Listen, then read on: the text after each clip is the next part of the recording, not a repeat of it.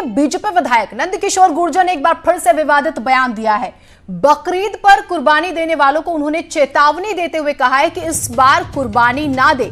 गुर्जर ने कहा है कि कुर्बानी तो अपनी सबसे प्यारी चीज की ही दी जाती है और जिसे कुर्बानी देनी हो वो अपने बच्चे की कुर्बानी दें। ये बात उन्होंने कही है, जिसके बाद विवाद बढ़ गया है। अगर आप गुर्जर के बारे में थोड़ा सा भी देखें तो उनके बयानों ने हमेशा जो है विवाद खड़ा किया है। उन्होंने एक बहुत बड़े नेता को महाराष्ट्र के नर्तकी तक कहा, उन्होंने अपनी सरकार के खिलाफ मोर्चा खोला, तब सवालों के घेरे में आए और उनके और बयानों से आपको रूबरू कराएंगे। एक बार सुनिए जरा, कहा क्या है जनाब ने। लौनी के लोगों से खास तौर से मेरा कहना है कि वो इस तरह की बिल्कुल ना करें, क्योंकि इसमें कोरोना फैलने की संभावना ज़्यादा है और बिल्कुल पूरी ईमानदारी के साथ एक भी कुर्बानी ना हो, शासन प्रशासन तय करे। मैं एसडीएम से इस बात की कहूँगा और हमारे लोग इस बात का ध्यान रखेंगे कि लौनी के अंदर बिल्कुल कोरोना ना आए, जिसके लिए पूरी तरह से अगर कहीं ये कुर्बानी दी गई वो जिम्मेवार होगी और हम होने देंगे। तो अब बयान विवादित था और अमूमन नेताओं की आदत सफाई देने की। सुनिए सफाई में क्या कह रहे हैं। देखिए, कल जो बयान था, अभी ईद का त्यौहार आ रहा है। मैंने अपील की थी हिंदू और मुसलमान दोनों समाज अपने धर्म के लोगों से कि जो त्यौहार हमारे आ रहे हैं, रक्षाबंधन भी है, ईद का त्यौहार है, 15 अगस्त भी है, तो हम लोग भीड़ भाड़ इकट्ठी ना करें, सोशल डिस्टेंसिंग का पालन करें और कोई गंदगी ना फैलाएं। लौनी की स्थिति दूसरी जगह से अलग है। लौनी के अंदर 18 लाख की आबादी और जो पॉपुलेशन की जो डेंसिटी है सबसे ज़्यादा है। 18 लाख की आबादी में बहुत गरीब लोग हैं और लगभग 40 से 45% मुस्लिम आबादी है और वो बहुत गरीब हैं। अगर यहाँ कोरोना फैलता है तो गरीब अपना इलाज कराने की दूर की बात, ये लौनी को हम लोग बचा नहीं पाएंगे।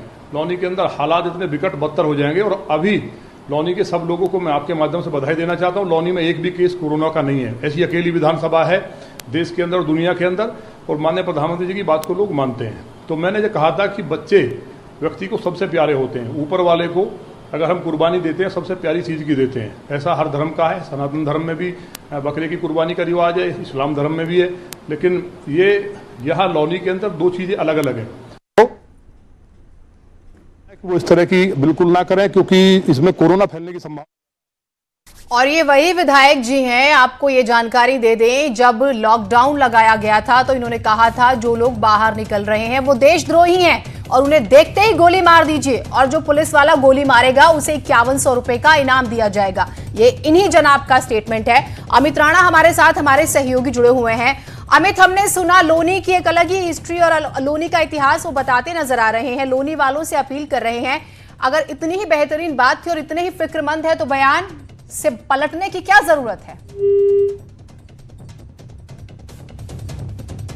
बात करने की कोशिश करेंगे, लेकिन ऐसा नहीं है कि ये पहली बार हुआ है। आप इनके बयानों को उठा कर देखिए। जिस कोरोना का जिक्र कर रहे हैं उसमें ये कहते नजर आते हैं शुरू में कि जो लोग घरों से बाहर निकल रहे हैं उन्हें देखते ही गोली मार दी जाए वो देशद्रोही है। 26 मार्च को बकायदा उनका ये स्टेटमेंट कई जगहों पर छपा था। एक बार सुन लीजिए फिर से इन्होंने कहा क्या है।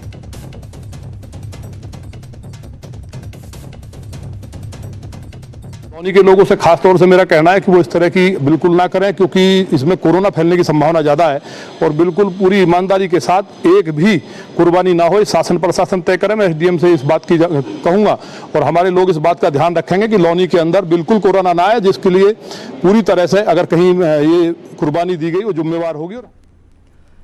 अमित राणा हमारे साथ, हमारे सहयोगी जुड़े हुए हैं। तो तमाम बयानों से हमने आपको रूबरू भी कराया, लेकिन ये बयान जो है काफी विवादित, जिसके बाद आप देख रहे हैं कि सफाई भी देते नजर आ रहे हैं। अमित राणा हमारे साथ, हमारे सहयोगी जुड़े हुए हैं। अमित, इस पूरे बयान के बारे में बताइएगा और बाद में उपजे विवाद के बारे में भी। जी दिनेश, आपको बताना चाहूंगा, ये पहली मर्तबा नहीं है कि जब लोनी के भाजपा विधायक नंदकिशोर गुर्जर, उनकी तरफ से इस तरह का विवादित बयान दिया गया है। इस बार बकरीद को लेकर दिया गया है, जिसमें उन्होंने साफ तौर पे कहा था कि यहाँ बकरीद पर किसी ने भी कुर्बानी की तो उसके खिलाफ कानूनी कार्रवाई की जाएगी।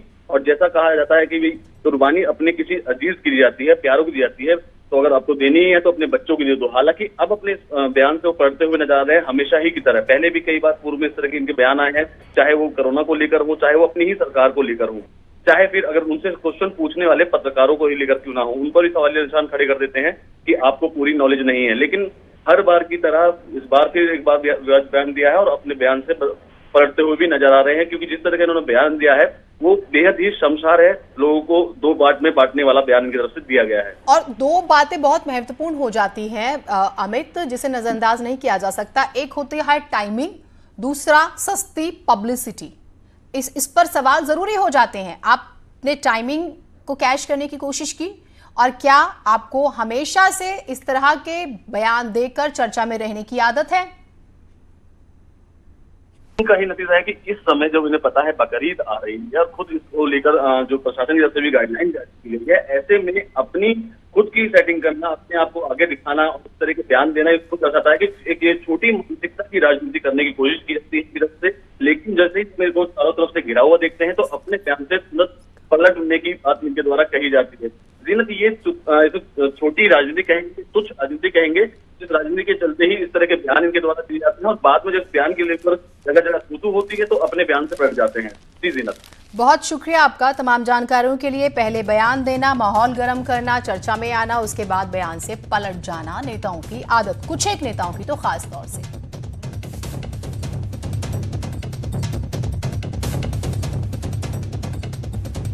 तो विवादित बयान जो है देते हुए नजर आए और कहा कि सबसे प्यारी चीज की कुर्बानी दी जाती है, क्यों ना अपने बच्चों की दी जाए। सुनिए जरा क्या कह रहे हैं। दबाव बना तो फिर पलट जाते हैं, और पलटने के बाद क्या कहते हैं वो भी सुनिए। लौनी के लोगों से खास तौर से मेरा कहना है कि वो इस तरह की बिल्कुल ना करें, क्योंकि इसमें कोरोना फैलने की संभावना ज़्यादा है। और बिल्कुल पूरी ईमानदारी के साथ एक भी कुर्बानी ना हो, शासन प्रशासन तय करें। मैं एसडीएम से इस बात की कहूँगा और हमारे लोग इस बात का ध्यान रखेंगे कि लौनी के अंदर बिल्कुल कोरोना ना आए, जिसके लिए पूरी तरह से अगर कहीं ये कुर्बानी दी गई वो जिम्मेवार होगी और हम होने में। देखिए, कल जो बयान था, अभी ईद का त्यौहार आ रहा है, मैंने अपील की थी हिंदू और मुसलमान दोनों समाज अपने धर्म के लोगों से कि जो त्यौहार हमारे आ रहे हैं, रक्षाबंधन भी है, ईद का त्यौहार है, 15 अगस्त भी है, तो हम लोग भीड़ भाड़ इकट्ठी ना करें, सोशल डिस्टेंसिंग का पालन करें और कोई गंदगी ना फैलाएं। लौनी की स्थिति दूसरी जगह से अलग है। लौनी के अंदर 18 लाख की आबादी और जो पॉपुलेशन की जो डेंसिटी है सबसे ज़्यादा है। 18 लाख की आबादी में बहुत गरीब लोग हैं और लगभग 40 से 45% मुस्लिम आबादी है और वो बहुत गरीब हैं। अगर यहाँ कोरोना फैलता है तो गरीब अपना इलाज कराने की दूर की बात, ये लौनी को हम लोग बचा नहीं पाएंगे।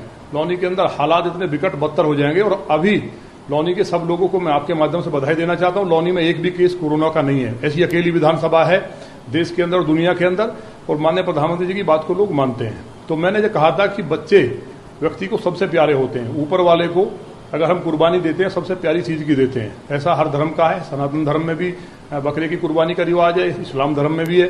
लेकिन ये यहाँ लौनी के अंदर दो चीज़